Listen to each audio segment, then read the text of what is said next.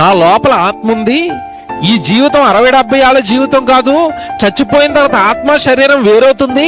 ఈ శరీరాన్ని ఈ లోకంలో మట్టిలో నేను విడిచిపెట్టేసి నేను నా తండ్రి దగ్గరికి వెళ్ళాలి అని ఆత్మ కోసం ఆలోచించేవాడు ఆత్మ ఫలాలు ఫలిస్తాడు. మన నుండి శరీర సంబంధమైన ఫలాలు ఉన్నాయా, ఆత్మ సంబంధమైన ఫలాలు ఉన్నాయా?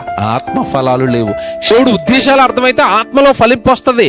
దేవుడు వాక్యం సంపూర్ణంగా అర్థమైతే ఆత్మ ఫలింపు వస్తుంది. నిజంగా మనుషుల్లో ఆత్మఫలం ప్రేమ అనేది కనపడితేనండి ఈ స్వభావాలు వాళ్ళలో కనపడతాయండి. ప్రేమ దీర్ఘకాలము సహిస్తుంది, ప్రేమ మత్సరము పడదు. ఇంకా మంచి గుణాలు చెప్పాడండి. ఇంకా ప్రేమ డంబముగా ప్రవర్తించదు. అంటే డంబం అంటే నేను గొప్ప నువ్వు తక్కువ అంద ప్రేమ.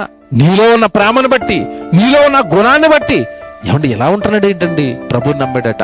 ఇలా ఉంటున్నాడు ఏంటండి, రోజు వాక్యం వింటాడట. ఇలా ఎందుకు ఉంటున్నాడండి, దేవుడు అంటే ఇష్టమట. సువార్త సభ పెడితే ఆ రోజే మహిమ. ప్రేమ అనే ఆత్మఫలాన్ని నీలో నింపుకుంటే దేవుడికి నీ వ్యక్తిగత జీవితం నుండి రోజు మహిమ.